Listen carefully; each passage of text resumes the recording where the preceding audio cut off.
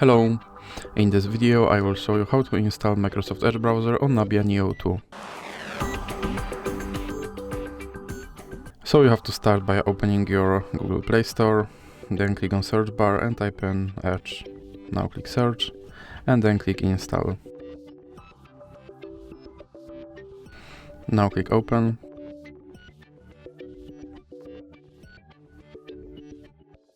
And here you can click skip introduction, then you can set this browser as a default browser, or you can click not now, and now you can customize your homepage, or you can click not now. Here you can sign in to sync your data, or you can click not now again, and now you have to click confirm. And as you can see, my Microsoft Edge is now installed and is ready to use, so that's it for this video. If you liked it, please remember to leave a like and subscribe.